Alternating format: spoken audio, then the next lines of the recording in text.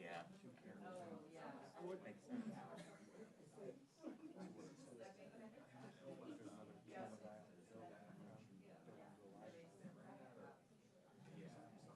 Yeah. I mean, it doesn't have to. But when it does, it can be a little.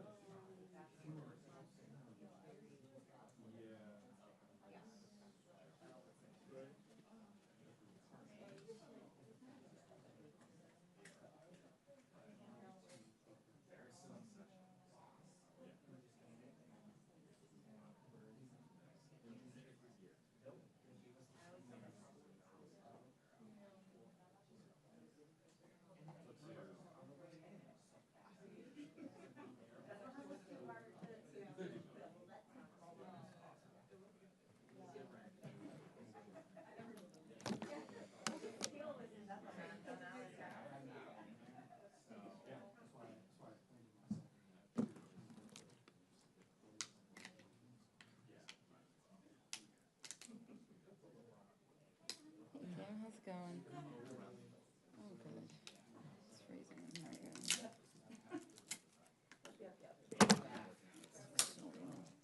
So do they just need to leave?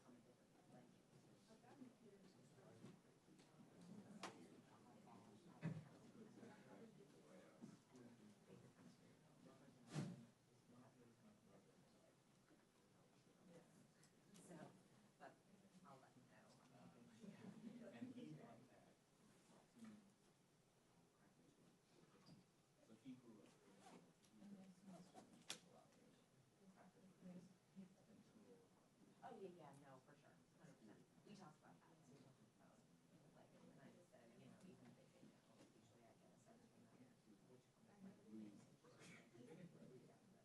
they say no, usually I get a sense from them, which comes like. But yeah, just. Yeah, that's fun. It was just a really small world. We get into it. I had to run and get it. It's in here Tuesday. I've got my jacket. It's so cold.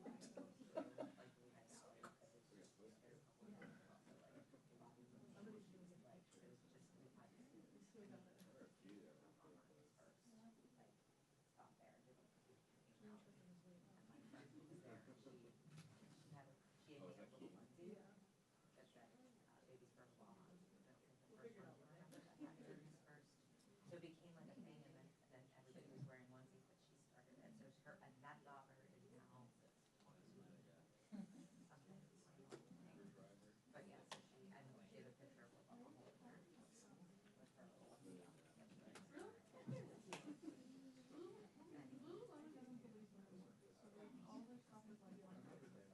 Following me. You're following us.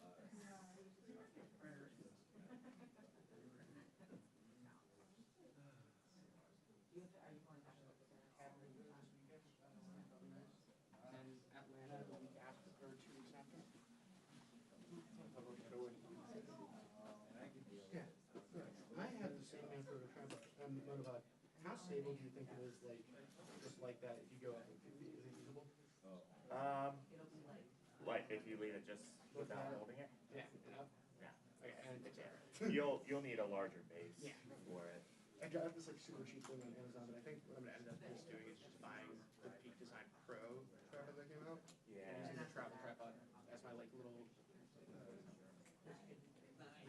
I just don't want to put my hot pot. If I can, I just need a cheap, very tall tripod. That hot pot. Even long relationships. Do you drive or do you? I used to bike, and I would bike with a cart with the hot pot. Oh boy. And I live close enough here that I walk. I have like a media cart, and I put everything on it and walk. But I'm trying to get it down to just one bag for photo, video, and like a small tripod. Yeah.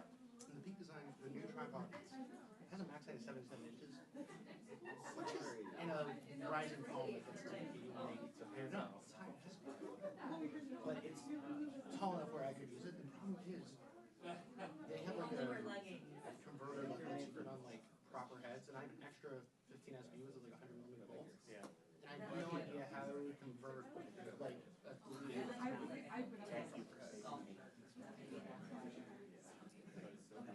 I keep on forgetting I have an extra bend rail tripod in my setup. It's so funny. I'm like, oh man, I need other things. And I'm like, wait, I bought these things 5 years ago. I can just use them. Yeah. Like, especially going back to where I grew up, and I'm like, I'm gonna have to pick up some gear because I think I'm Yeah. Nothing happens. Good. Nothing happens. I don't know what happened. I'm here, but I'm not here. Yeah, everything. Yeah. Live on all this to explain it, and then you would cover me in the middle with just shots and stuff like that in the middle, but I would script it all out. And let me get to the next hour.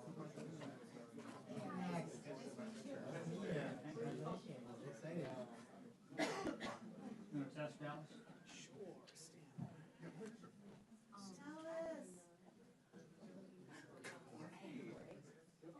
They heard me talking about Dallas earlier, and I said, no, actually, we're talking about Fort Worth. That's right.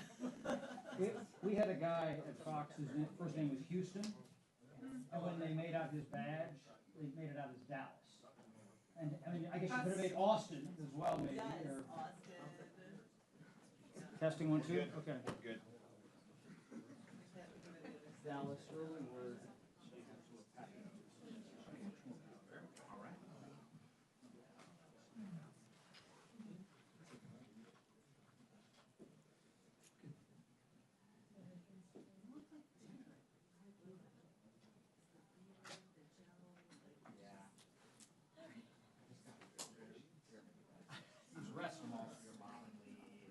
I like it. And hey, it's Jay.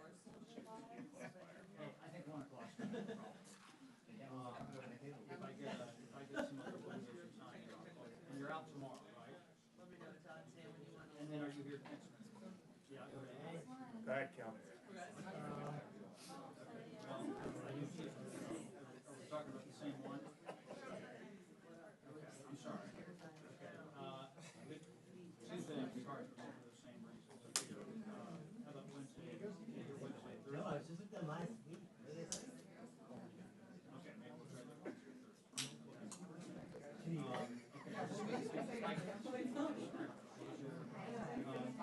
Hey. Probably need to Log in. Are you gonna ask a question? I'm gonna get a shot at you too. Yeah, do it. I'll do it.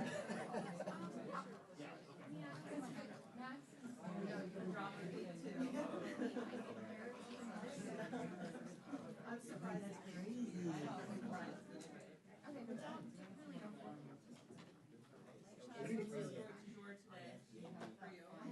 Du jour is the short because there's so many different du jours. We can talk about Ron. End of 2026. Stock act, we could stock bill, we could talk about. No, that part I won't by voting. I appreciate you. Reconciliation, we have a lot of things, they're all kind of blended together. Yes, yes. Well said.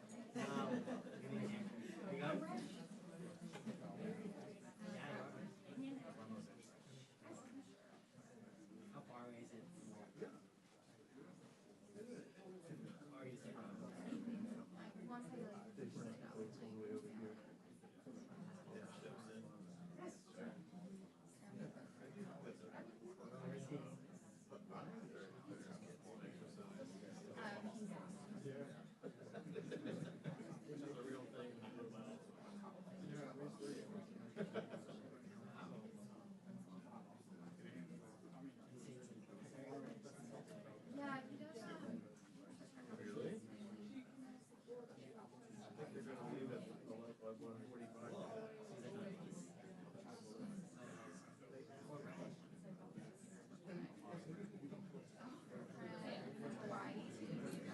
I think they're gonna, if they take it up, they might take it up. Reconciliation is maybe 4. I think I tweeted it's going to the commercial ILC market.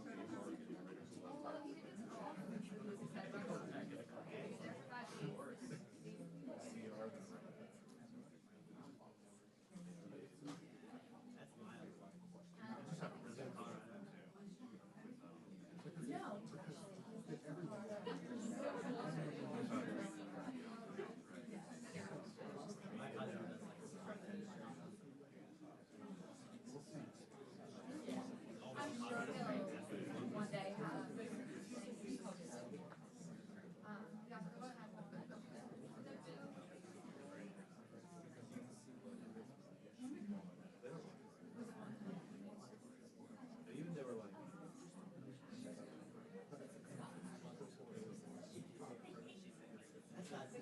Yeah.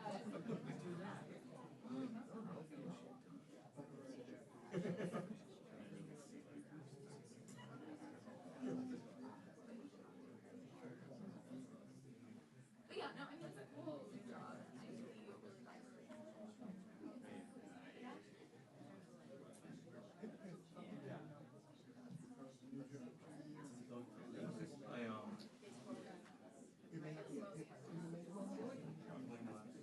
But it's a lot of self-directed travel. There's like demand for it to be on.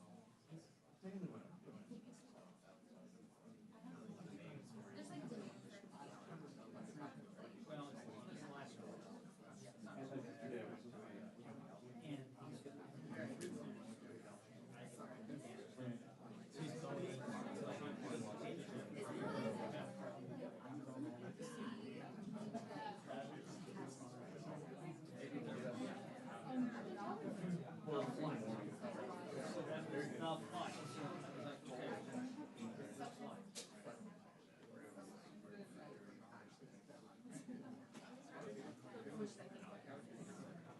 And he's got.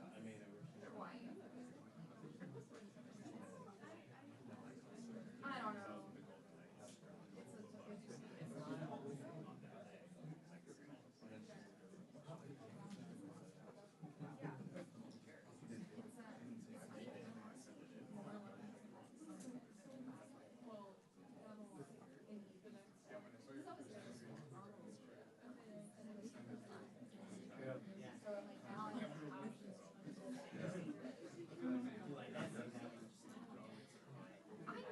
This week I'm like, wow, someone was here. But it's actually, it is kind of yeah, yeah, that's what I wrote. So what do you have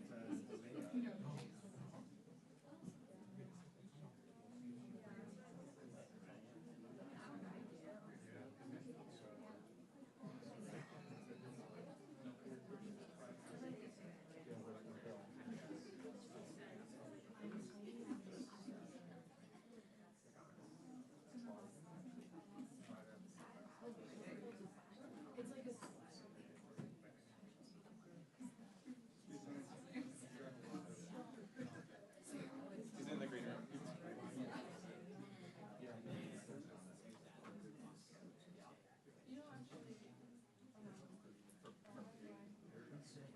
He said, quit trying to stop. I mean, this is all true. Quit trying to chase down false rumors.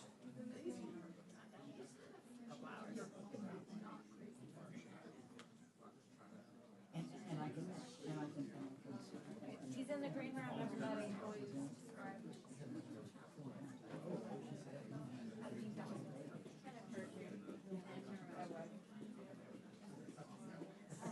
it was like, I think it was 30 seconds.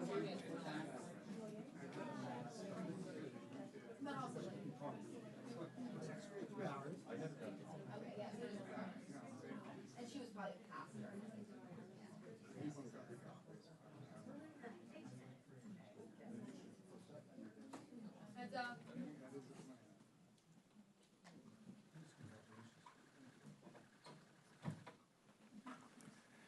Good morning, everyone. More than 18 months into Donald Trump's presidential term, the verdict is clear. Donald Trump and House Republicans have failed the American people. Costs haven't gone down in the United States of America, costs have gone up. ICE is completely and totally out of control, spending billions of taxpayer dollars to brutalize and kill American citizens and to violently target law-abiding immigrants. The Trump tariffs have cost the American people thousands of dollars per year in additional expense. Republicans have enacted the largest cut to Medicaid in American history, and as a result, hospitals, nursing homes, and community-based health centers all across the country, particularly in rural America, are on the brink of closure. Republicans have refused to extend the Affordable Care Act tax credits, putting in jeopardy the health insurance of more than 20 million Americans and causing premiums to skyrocket, in some instances, more than $1,000 in additional expense per month. Donald Trump and Republicans have launched a reckless war of choice in the Middle East that hasn't made America safer, but that has resulted in the tragic death of 18 brave service members. Hundreds more have been seriously injured, including confronting the possibility of traumatic brain injury for the rest of their lives.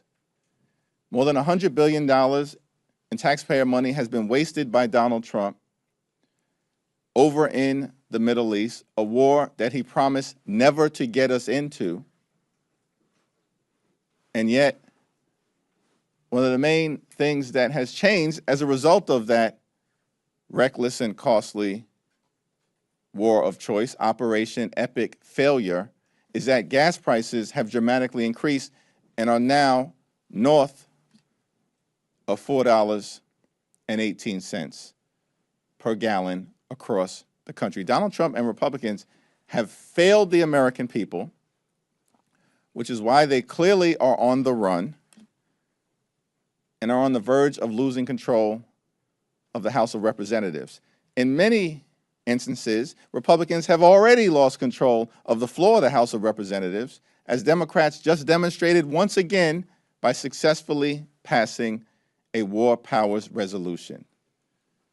As part of our continuing effort to bring Donald Trump's reckless war of choice in the Middle East to a close, House Democrats are fighting for an affordable America. And as we return home to our districts all across the country, we will make clear to the American people that our promise to them is to lower the cost of groceries, gas, and housing. Our promise to the American people is that we will fight for affordable health care for every single American. And our promise to the American people is that we will hold the crooks accountable. If you're a crook in the United States of America and you've been stealing from the American people, we're coming after you so we can deliver a government of the people, by the people, and for the people. Questions? Mr. Leader, good morning. Thank you. With what's happened in Iran now, will Democrats recalibrate their message on Iran? Will we see ads on Iran going into the midterm? We don't have to recalibrate our message. We've been opposed to Donald Trump's reckless and costly war of choice in the Middle East from the very beginning. And what's clear now is that the overwhelming majority of the American people reject this war, understand it was completely and totally unnecessary, that Donald Trump promised not to start forever wars, but to stop them, and instead turned around and in the Middle East has done the exact opposite. So we're going to continue, as we've done once again forcefully on the floor today, to make clear that this Trump Republican war in Iran needs to come to an end immediately. Mr. Leader, I was just wondering, what's your response that you're telling members that have been raising concerns about the D-Trip weighing into primaries and losing? I have complete and total confidence in Susan Del Bene, her leadership of the DCCC, and as a result of that leadership, I'm confident we're going to take back control of the House of Representatives in November. Mr. Leader, Thanks. do you agree with Zorn? Hold on. Thank you, Mr. Leader. If Democrats do retake the House in midterms, you would have possibly some contested committee chairmanships. I'm just curious, I know seniority has been a priority of the Democratic caucus for a long time. Do you still see seniority as a factor or even the most important factor in determining who leads committees? It's never been the only factor. It's always been a factor. Seniority is really experience. Experience should translate into whether you've been able to deliver effectively in leading the committee. And the caucus is going to work its will as we move forward. At the end of the day, we can't put the cart before the horse. We got to still go out and win this thing in November. And we're going to do everything possible to do just that. We have great candidates all across the country. DCCC, once again, just announced second quarter, we outraised the Republican National Campaign Committee. House Majority PAC has had a record-breaking 6 months in the on year, on top of a record-breaking off year. And clearly, the environment, as repeatedly demonstrated by public opinion survey after public opinion survey, most recently from Fox News, all point in the same direction. But we're not taking anything for granted. We're going to keep our foot on the gas pedal, run through the finish line to try to do what has to be done for the American people. And then, if we're in a position to organize, heading into the majority in the 120th Congress next year, then that's what we'll do. Mr. Leader, do you agree with Zoran Mamdani's position that the federal government should comply with the ICC's arrest warrant for Israeli Prime Minister Benjamin Netanyahu? I haven't talked to him about this issue. He's been very vocal on the issue. I continue to maintain the position that, one, we've got to figure out how to move things in a better direction in the Middle East. And for me, that means a safe and secure Israel as a Jewish and democratic state living side by side in peace and prosperity with an independent Palestinian state that provides dignity, self-determination, and respect for the Palestinian people. Thank you, Mr. Leader. The president today is going to be at the EPA rolling out an announcement about the ratepayer protection plans, which he says AI companies are going to be making commitments to lower costs and protect consumers from the cost of data centers being built in their neighborhoods. My question is, do you think that a commitment, a pledge to the Trump administration is sufficient on this issue?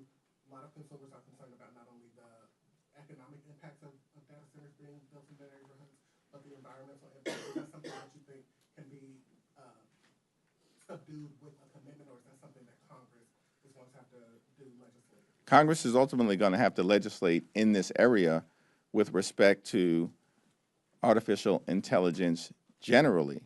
We want to make sure, obviously, that America can continue to lead in the race to innovate in this space, while at the same period of time ensuring that we are vigilantly protecting the quality of life of the American people. You know, under the leadership of Ted Lieu, Josh Gottheimer, and Valerie Fouché, we have been engaging with stakeholders all across the country to be prepared to actually legislate in a serious way moving forward on all of these issues, because Donald Trump and the Republicans have dropped the ball. Thanks. Speaker Johnson.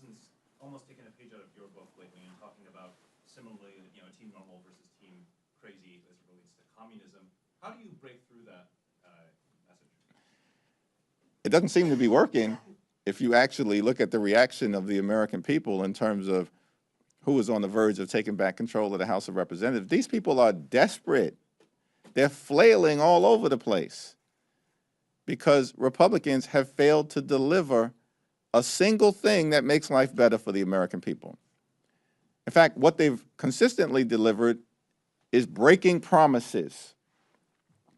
That's what the Republican track record shows. That's why they're in deep trouble in so many ways. Republicans promised to lower the high cost of living on day one. Costs haven't gone down, they've gone up. Republicans promised that immigration enforcement in this country was going to target the worst of the worst. Instead, ICE is spending billions of dollars of taxpayer money to brutalize or kill American citizens and to violently target law-abiding immigrant families. Republicans promised to love and cherish Medicaid and then turned around and enacted the largest cut to Medicaid in American history, ripping health care away from more than 14 million Americans. Republicans promised not to start endless wars in the Middle East, but to stop them, and then turned around and got us involved in this reckless and costly war of choice in Iran, and gas prices are skyrocketing out of control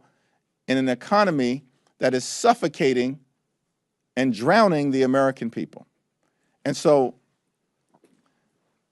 I haven't really followed all of the hyperbole that's come out of Mike Johnson and Steve Scalise and others, because I don't think the American people are taking it seriously. And it's certainly the case that the extraordinary candidates that are running in districts all across America, including Kate Conley in New York, Rebecca Bennett in New Jersey, Joanna Mendoza in Arizona, three extraordinary, patriotic, brave women, combat veterans, can't be painted as anti-American. And the Republicans know it, but everything else that they've tried up until this point has failed. And this effort to label us as communists is going to fail as well. Thank you, Leader. Earlier this week, Democrats voted against the Republican CR signing concerns about the potential for Border Patrol funding. Is that going to be a red line in September? Do you all need language that explicitly zeroes out that funding for you all to support the CR in September? And have you started coordinating with Schumer on a strategy to avoid a shutdown in October? Our view remains the same in terms of arriving at a spending agreement in September. We're not down with the my way or the highway Republican approach. That has gotten them nowhere. And I don't know why they continue to go back to that playbook. Even John Thune has said, with respect to the Republican continuing resolution related to the upcoming fiscal year, that that spending bill is dead on arrival in the Senate. Chuck Schumer didn't say that exclusively. John Thune did. So Mike Johnson, House Republicans, they're not even on the same page with members of their own party. The my way or the highway Republican approach will continue to crash and burn. It will fail. And so our view is the appropriators should sit down, led by Rosa DeLauro on our side, and enter into a bipartisan conversation about reaching an agreement that is actually designed to meet the needs of the American people. And if that can't be done in advance of September 30th, then we should enter into a bipartisan continuing resolution that gives the appropriators the space to actually enact a spending bill at some point prior to the end of this calendar year that lifts up the health, the safety, and the economic well-being of the American people. There was a meeting yesterday with the DPCC about messaging for the August district work period. Can you share what was told to members against that? Well, I'm thankful for all of the work that's been done by the Democratic Policy and Communications Committee.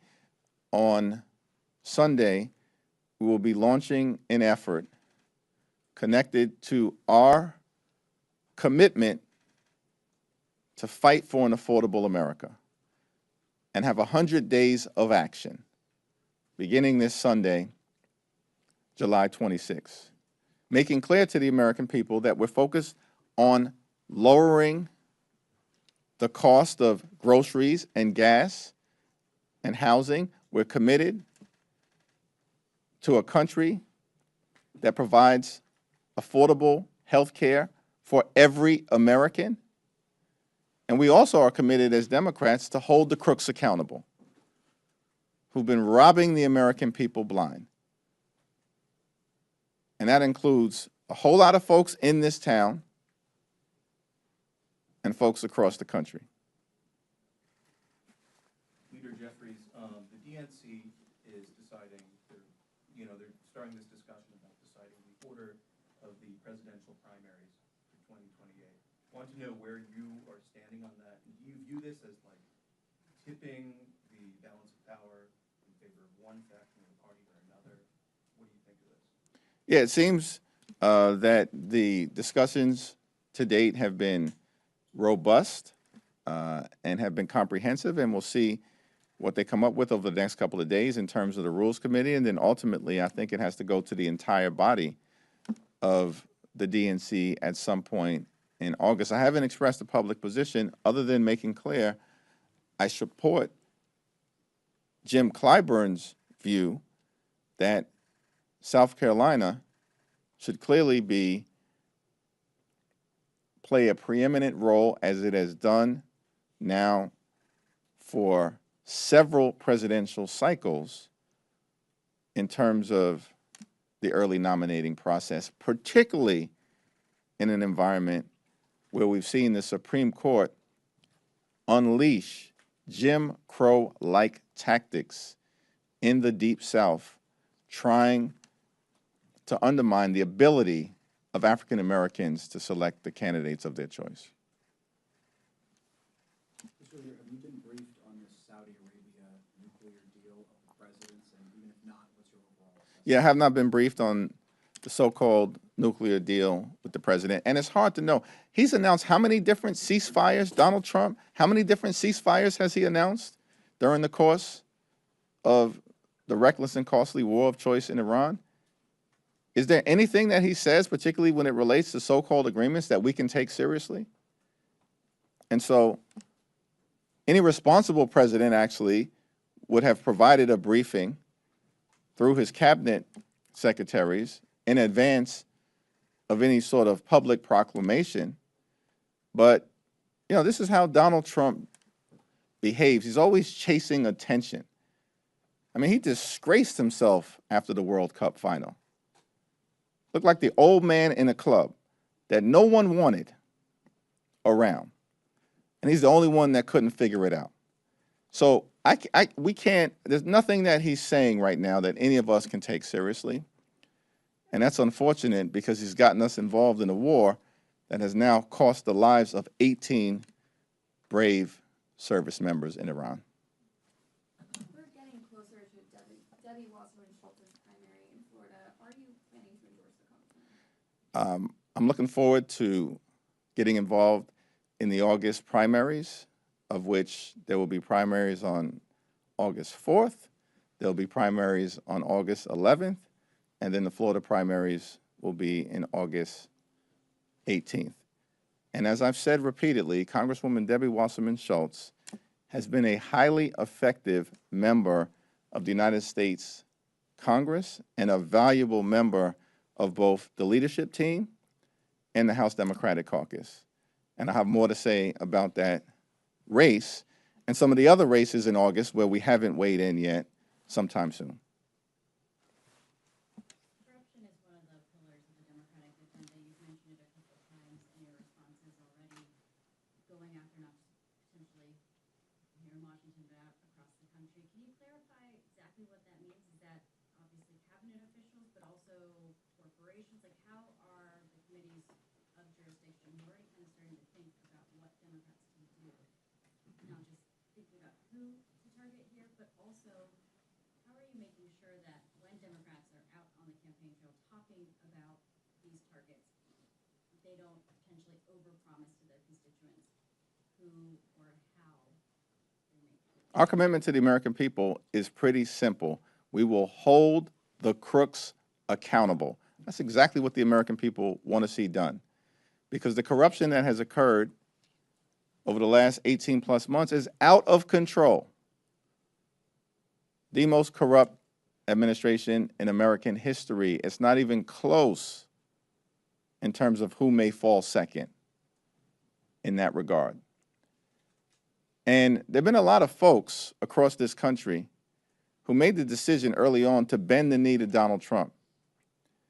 And if they've gotten themselves involved in corrupt dealings, undermining the best interests of the American people, then they should be held accountable. And we have a responsibility as a separate and co-equal branch of government to serve as a check and balance on an out-of-control president and to make sure we're exposing anyone who may be working with that out-of-control administration, in this instance, the Trump cartel, undermining the best interests of the American people. Look, it's clear to us that if you've got people in government who are focused more on enriching themselves, their family, their friends, and their big donors, then they're not focused on making life better for the American people. And that's part of the problem that we have right now, that we've got a president and others who've shown no interest in improving the quality of life of the American people. And that's not speculative. Donald Trump has said it repeatedly in his own words. Donald Trump has said the affordability crisis is a hoax. Donald Trump has said he does not think about, he doesn't give a damn, in my view, does not think about the personal financial situation of the American people. His words, not mine. Donald Trump has said he loves the inflation. Donald Trump has said we're so busy fighting wars, we don't have money for daycare, Medicare, and Medicaid. Donald Trump said that. And so clearly he's got other things on his mind. So does the administration. So do House Republicans. Which is why things have gotten worse in this country. The Trump economy is a disaster. Everyday Americans are drowning in the Trump economy. And that's why we're committed as House Democrats to fighting for an affordable America, to make sure in this country, when you work hard, when you play by the rules, you can live a comfortable life, an affordable life, and live the good life. And we know how that looks. Good paying job, good housing, good health care, good education for your children, and then when it's all said and done, a good retirement. Thank you all.